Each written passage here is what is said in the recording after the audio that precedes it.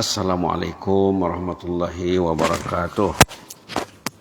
Bismillahirrahmanirrahim. Bismillah walhamdulillah wassalatu wassalamu ala rasulillah wa ala alihi wa sahbihi wa man tabi'ahu wa wala. Rabbi shrah li sadri wa yassir li amri wahlul 'uqdatam min lisani yafqahu qawli. Subhanaka la ilma lana illa ma 'allamtana innaka antal alimul hakim. Rabbana anfa'na bima 'allamtana, rabbi 'allimna alladhi yanfa'una, rabbi faqihna wa faqih ahlana wa ahbabana wa jami'al muslimin wal muslimat bi rahmatika arhamar rahimin. Ya arhamar rahimin, irhamna bi rahmatikal wasi'ah. Allahumma zidna wa la tanqusna wa akrimna wa la tuhinna wa atina wa la tahrimna wa athirna wa la tu'sir alaina wa adina warda 'anna wa ighfir lana dhanbana kullahu dikkahu wa jillah wa awwala wa akhira wa ala aniyata wa sirrah lana wa li abaina wa li ummahatina wa lil muslimin wal muslimat bi rahmatika arhamar rahimin. Alhamdulillahil alamin. Setiap saat kita wajib memuji Allah, bertahmid, membaca alhamdulillah ataupun alhamdulillahil alamin. Alhamdulillah yang dalam Fatihah itu sesudah bismillahirrahmanirrahim, alhamdulillahil alamin, kata ulama artinya sebutlah selalu alhamdulillahil alamin. Ada perintah di sana, tapi tersirat, tak termaktub. Sebutlah selalu alhamdulillah agar kita tidak lupa kepada Allah, agar kita ingat Allah, agar Allah mengingat kita. Nah, tugas kita menyebut alhamdulillah, kemudian menggunakan atau mempergunakan fasilitas nikmat Allah kepada yang disuruh Allah.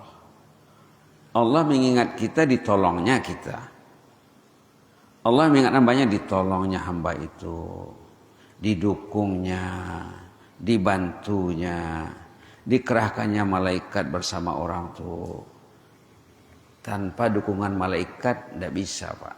Nah, karena setan itu strong, setan itu kuat, setan itu pintar. Pengalamannya sejak dari Nabi Adam lagi, pengalamannya. Subhanallah.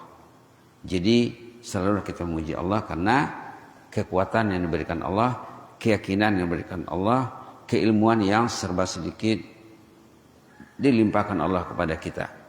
Salawat dan salam ke atas Rasulullah sallallahu alaihi wasallam. Mengawali tazkirah ringkas subuh ini dibacakan ayat yang sepatutnya ada di hati setiap orang yang mencintai masjid, mencintai rumah Allah. Ayat 18 surah At-Taubah halaman 189. A'udzu billahi minasyaitonir rajim. Innama ya'muru masajidallahi man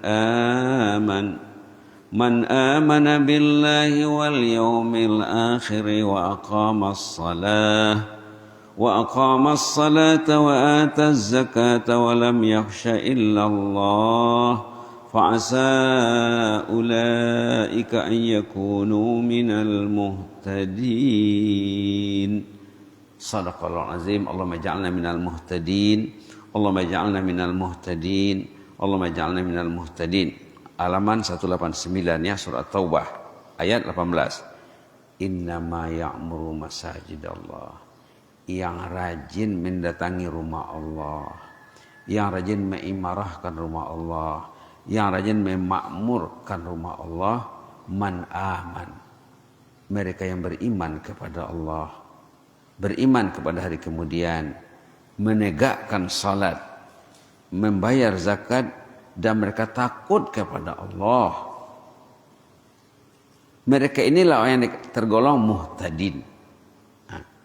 Muhtadin yang kita minta dalam salat, ihdinas siratal mustaqim. Ihdinas siratal mustaqim.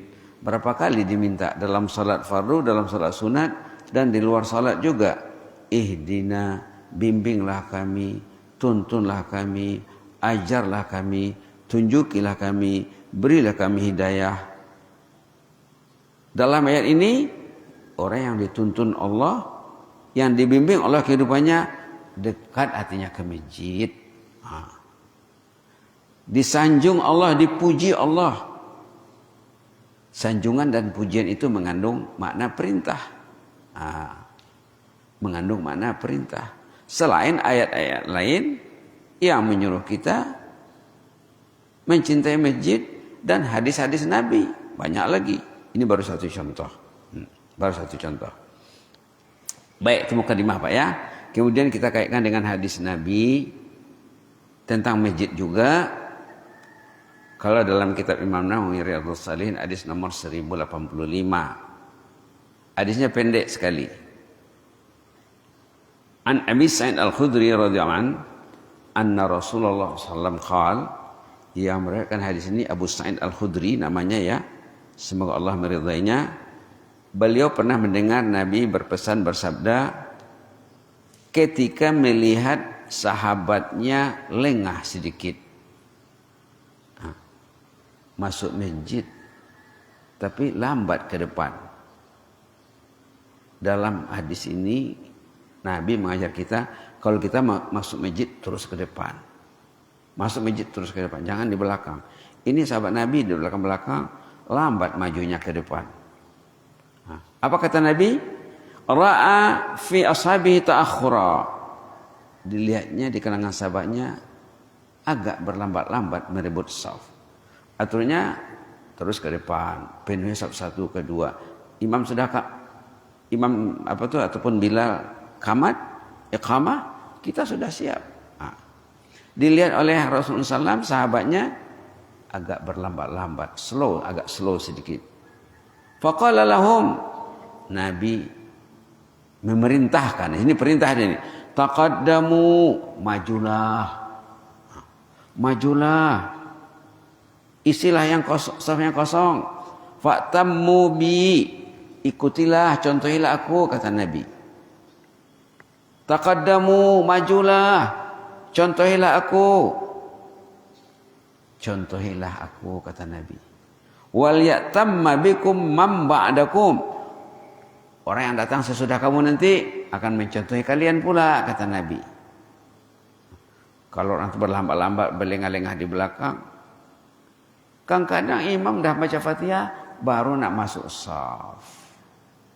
Nah, itu kata ulama, orang yang telat takbir bersama imam dah baca Fatihah, bismillahirrahmanirrahim, dia baru di belakang, baru takbir, Allahu Akbar.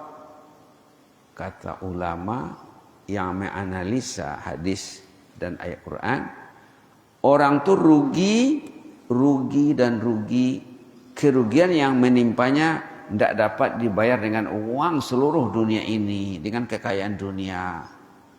Orang yang telat takbir bersama imam dah baca bismillah, baru dia Allahu Akbar. Dia ada di masjid. Apalagi yang terlambat masuk ya, ada di masjid.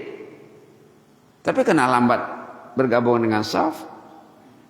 Imam sempat baca bismillah, kata ulama, keterlambatannya itu mungkin 15 detik, mungkin 20 detik, tidak sampai 30 detik itu.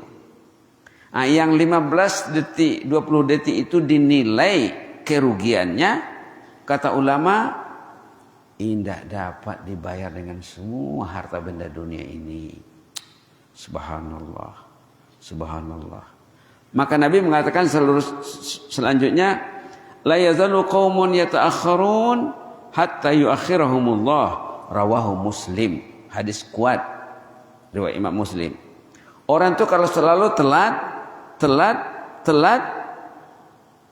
biasa telat, hidupnya akan serba telat.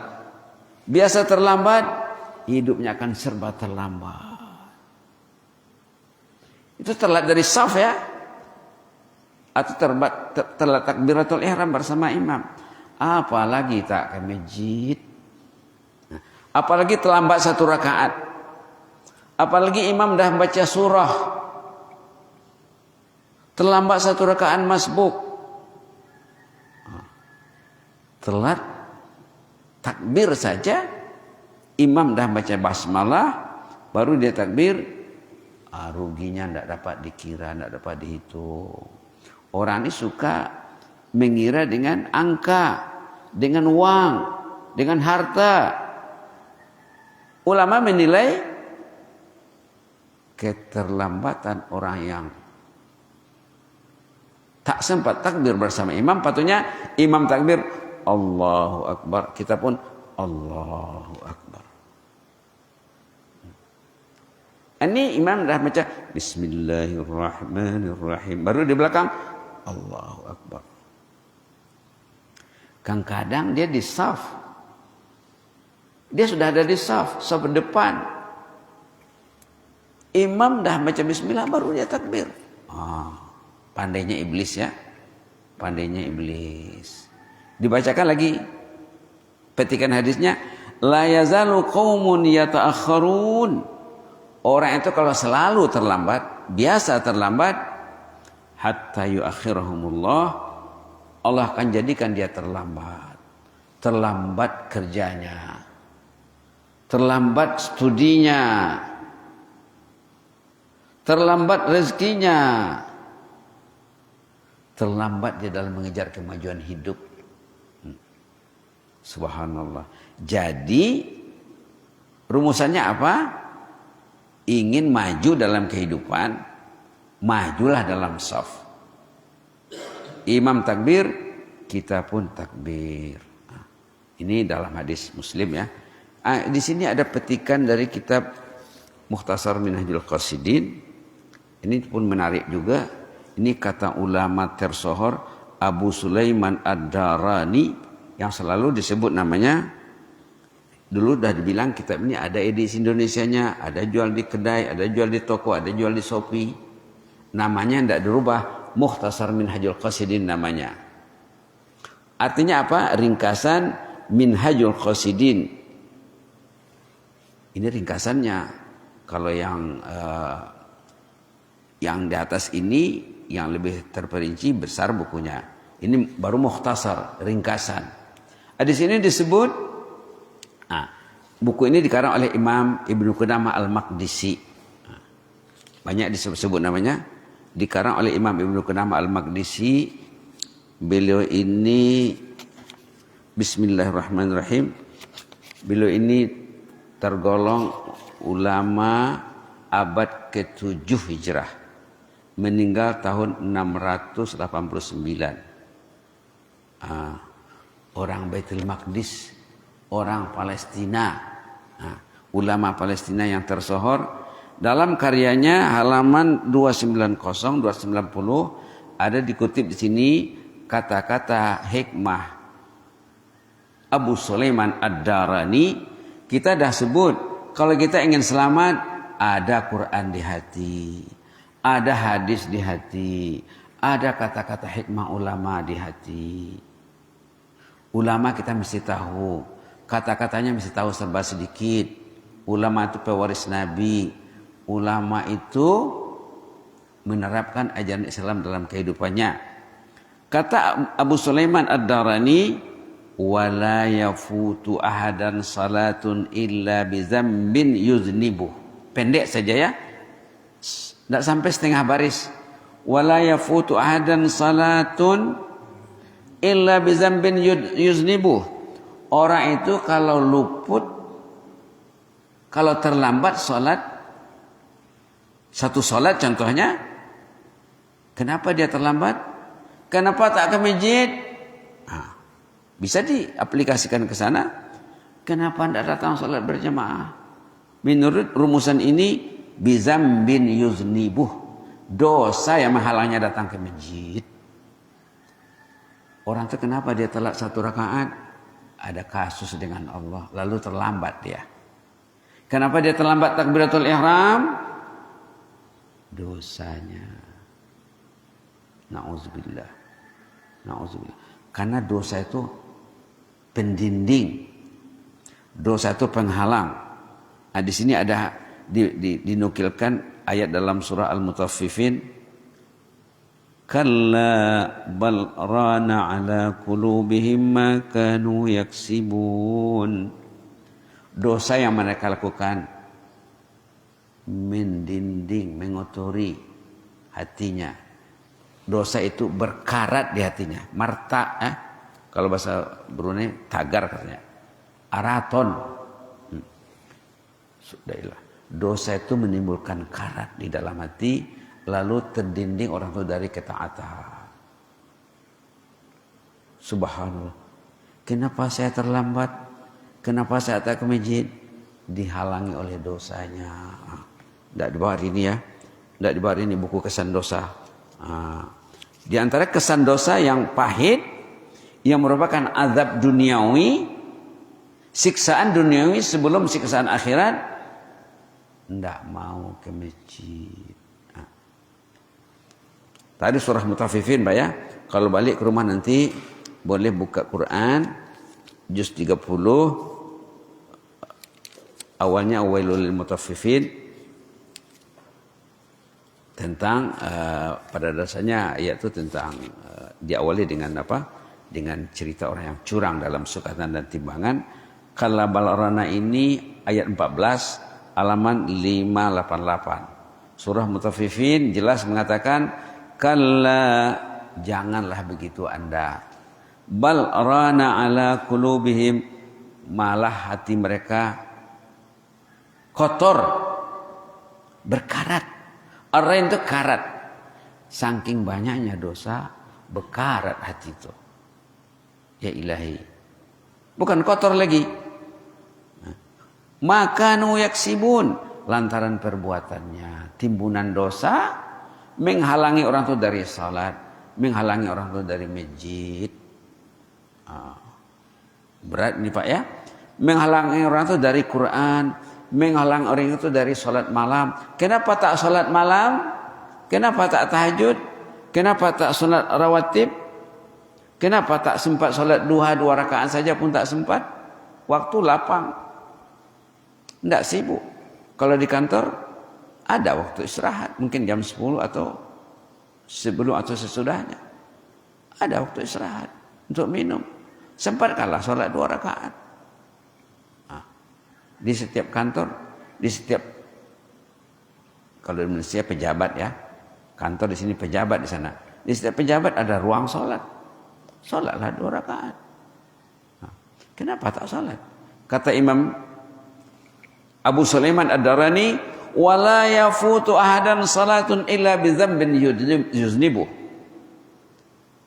Orang itu gara-gara dosanya tinggal sembahyang berjamaah. Gara-gara dosanya tinggal sembahyang sunat qabliyah ba'diyah. Gara-gara dosanya tak tahajud dia. Gara-gara dosanya tak duha dia. Gara-gara dosanya masbuk dia dalam salat. Subhanallah. Pikir-pikirlah Pak ya, berapa banyak kita telah tertimpa musibah ini. Ini musibah ya, musibah juga, azab juga. Dalam hadis Nabi apa? Wala taj'al musibatana fi dinina, katanya. Janganlah engkau jadikan musibah yang menimpa kami ini terkait dengan agama ya Allah. Musibah pada jasad, kalau dia sakit, keluarga sakit, tahu dia yang musibah. Tapi dia tak ke masjid, tidak nampak sebagai musibah. Dia telat, tak nampak sebagai musibah. Musibah itu ada banyak jenisnya Pak ya. Musibah kebendaan, musibah kesehatan, musibah keagamaan. Jauh dari agama, jauh dari masjid, jauh dari Al-Quran, jauh dari ibadah, jauh dari ilmu, jauh dari ulama. Tidak ada ulama di hatinya. Tidak ada ulama di hatinya. Tidak ada karya ulama di rumahnya. Tidak ada koleksi karya-karya ulama di rumahnya. Kosong rumahnya dari perpustakaan Islam. Patutnya ada. Tanyalah orang-orang alim, buku apa yang patut ada di rumah saya? Patutnya ada di rumah Pak ya. Ada sudut bacaan. Ada patutnya di rumah ada musalla kecil. Kemudian ada di sana bahan bacaan. Sudut bacaan, reading corner ya. Sudut bacaan, bacalah dengan istri, bacalah dengan anak, bacalah dengan keluarga, 1 ayat 1 hari. Kalau yang ayat Quran terjemahan contohnya, hadis juga, dan karya-karya ulama juga. Nanti akan ditanya, Pak. Akan ditanya apa isi rumah itu? Akan ditanya. Oh, isinya media-media sosial, media elektronik yang melalaikan, yang menjauhkan, yang mengotori hati. Maka jalan ke masjid tidak nampak. La ilaha illallah. Kalau kita sembahyang macam di Kota Nopan lah ya, di Singingu lah contohnya. Itu ibu-ibu di belakang 4 saf, 5 saf tuh Pak salat subuhnya. Tidak jauh, masih Kabupaten Madinah lagi. Pergilah ke Kota Nopan, Singingu. Wah, kaum ibunya meledak di sana Pak. Kalah kaum bapaknya. Saya pernah, tapi di luar Sumatera ya, tapi masih di Indonesia, pernah menyaksikan di salah satu komunitas yang datang sholat itu mungkin 40% dari penduduk. 40% bapaknya, ibunya, anak mudanya, anak-anak mengimarahkan masjid 5 waktu. Kapan lagi masjid kita ini an-nur yang menjadi nur untuk kita dari tengah-tengah masyarakat? Ini yang kita coba pikirkan ya. Kita bukan memikirkan fisiknya saja, Pak. Fisiknya penting, tapi isinya juga. Mudah-mudahan Allah merahmati kita, Pak ya. Jazakumullah khairan. Inni umukum fillah wa astaudiukumullah. Wassalamualaikum warahmatullahi wabarakatuh.